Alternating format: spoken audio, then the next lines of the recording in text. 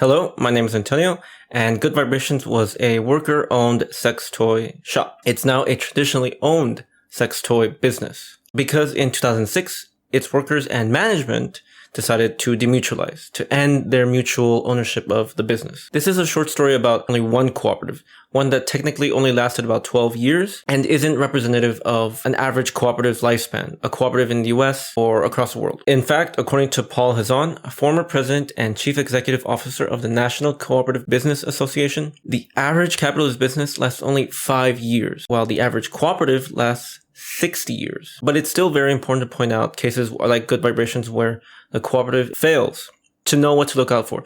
Because a lot of the things that they encountered are the things that cooperatives continue to encounter and will be encountering in the future. Okay, so in 1977, with $4,000 saved up, Joannie Blank founded Good Vibrations in the Mission District of San Francisco. She founded it to be an alternative to the male-dominated and frankly low reputation sex toy shops that existed at the time, and that many women and some men just wouldn't go to.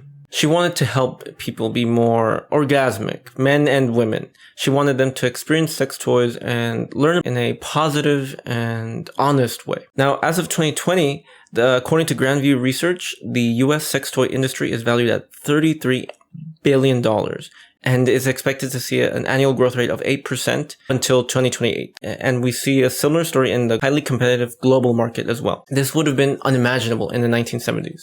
When Good Vibrations opened. In a 2016 interview by Forbes, Chad Braverman, the chief operations officer of Doc Johnson, a large and successful US-based sex toy manufacturer, noted that in 1976, when Doc Johnson was founded, there were only half a dozen pleasure product companies in the world, and that there just wasn't really, quote, an erotic market in America at the time. So when Good Vibrations was getting started, so was the sex toy industry. Of course, there were sex toys for a long time, but the industry just wasn't its own standalone thing back then. For its first 14 years, though, Good Vibrations was not a cooperative. It was founded and owned by Joannie Blank until 1993, when she sold it to herself and 14 of her employees. They had now mutual ownership of the business. 2 years later, she left the business. According to Carol Queen, though, a sexologist and Good Vibrations employee of 26 years, Joannie Blank had already run the business with a democratic management style. She listened to employees who wanted to see things changed and even asked staff members to set their own salaries. During the time the business was a cooperative, there were certain committees to handle certain aspects of the business. Decisions were made through votes, through consensus. I never found what exactly they meant by consensus. Different cooperatives have different meanings and use consensus in different ways.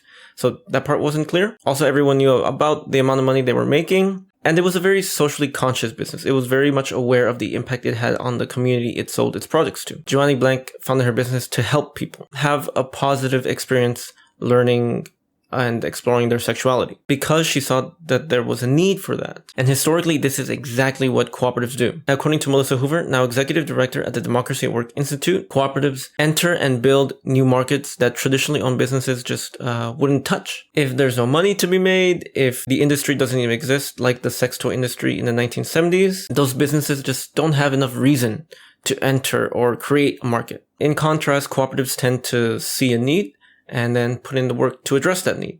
Now, in terms of business practices, Good Vibrations had a very strict approach to quality control. Cheap rubber and plastic products they would throw out, and the employees would even test every vibrator to make sure it vibrated.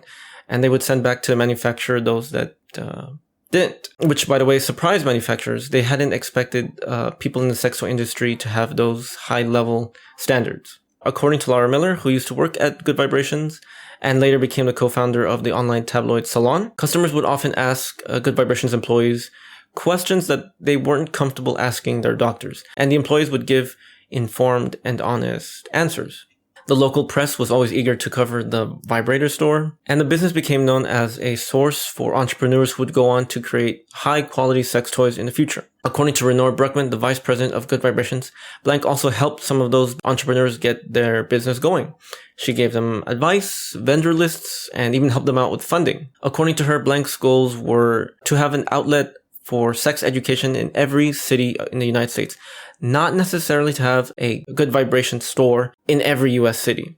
According to Queen, Blank's philosophy ignored competition. She regarded all information as public, and she even referred to some of the stores that they helped start as sister competitive stores. Clearly, Johnny Blank saw her business as one tool among many that could be used to help address people's sexual needs. She had a goal that was greater than just expanding her own business. From a business perspective, from the perspective of we want to stay profitable, competitive, expand and grow and sell more, this was not the best approach. Not because they were doing something that was inherently bad, but because the environment they were in, the environment that businesses are in today and will continue to be, including cooperatives, is hostile to any approach that isn't addicted to profit first. Still, by the 1990s, things were starting to improve.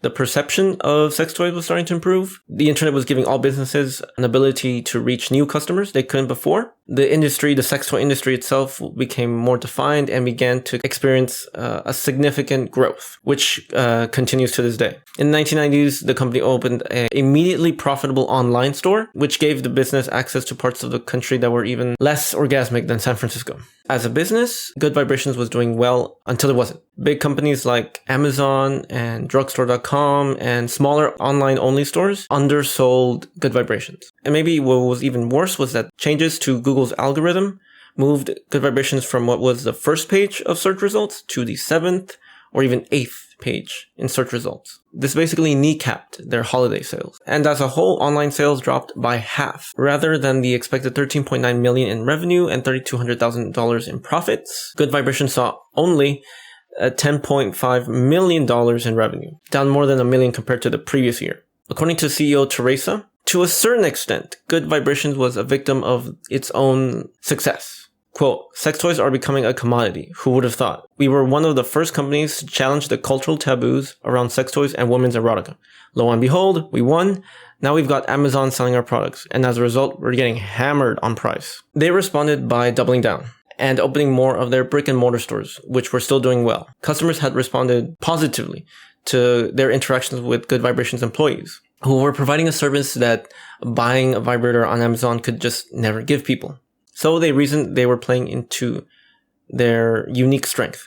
However, obviously that approach requires more money, a lot more money, to open those new stores. And for this case, there were financial institutions who were willing to invest in worker-owned businesses, cooperatives like Good Vibrations. However, according to John McNamara, a senior cooperative development specialist for the Northwest Cooperative Development Center, Good Vibrations had somewhat of a unique problem. Their products, their vibrators, their books full of sex, their DVDs full of sex. Even those cooperative-friendly financial institutions hesitated to invest in that business. It wasn't clear to me whether individual financial institutions hesitated to invest only because of that reason, but what was clear to Good Vibrations management was that by 2006, the company had just made too little progress.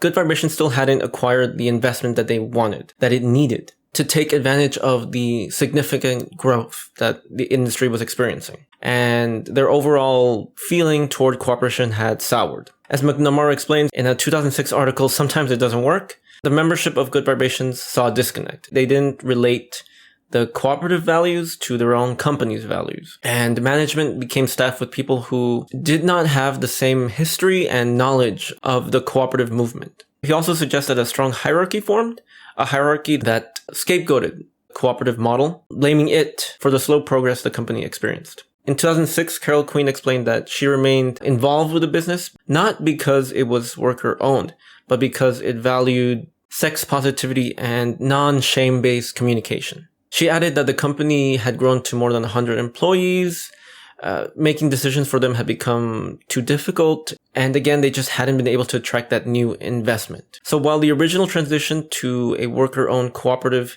was natural and in line with the philosophy of its founder, Johnny Blank, it seems by the time it demutualized, before it demutualized, there had already been a shift away from the cooperative model. For both management and workers, the perceived disadvantages of cooperation were just not worth it. So in 2006, Good Vibrations demutualized. And after that, there's really not too much I'd like to cover.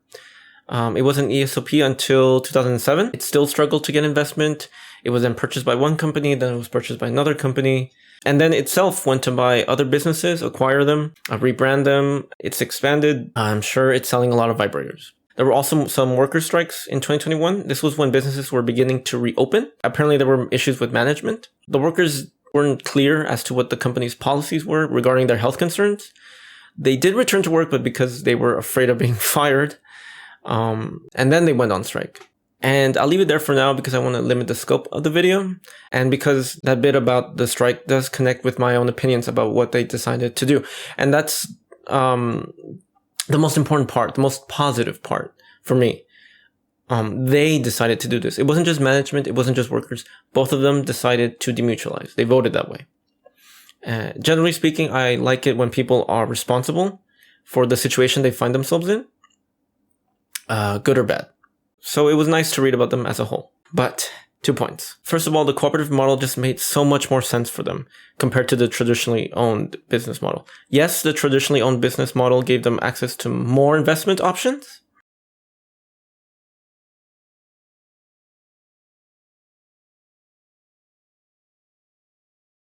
But Good Vibrations was started with a mission to help people learn about their sexuality, not to sell and expand and sell and expand first. Traditionally owned businesses first and foremost sell to customers. They have no reason to remain connected with their customers or their employees if an addiction to profit doesn't demand it. But for cooperatives, their mission and the people they serve can be their priority. Of course, cooperatives, probably because of their environment, have to act like capitalists, like a community capitalism, but they can and do tend to choose their mission and people first. So at the very least, that approach, cooperative approach, certainly fit Good Vibrations better than the traditionally owned model. Now, second of all, I think what Good Vibrations experienced shows why it's important for cooperators to be proactive, to seek out and ask for help. Because in their case, I think they were right. Cooperation was just not for them. And also, cooperation isn't magic. If across time, people don't put in the work to maintain it, to maintain that approach, to put in the necessary work, if 100 cooperators-ish is too many, and then the dominant response to a crisis is to abandon that structure, that cooperative was probably failing as a cooperative sometime before it demutualized. Being an effective cooperative, for example, requires many of its members to experience learning, and learning takes time. You can't just immediately start solving your problems like a cooperative if you haven't been acting like a cooperative for some time. But cooperative isn't new or mysterious. There are other cooperatives and organizations willing to help. Even if there isn't nearby, there's still a lot of history. You have to ask and seek out the answers to questions like, have other people tried this, a cooperative like this before? Did they run into problems? What kind of problems did they run into? How did they solve them? Did they have, for example, problems with communication, hierarchies that began to dominate the business instead of a democratic approach? Problems like that are going to come up.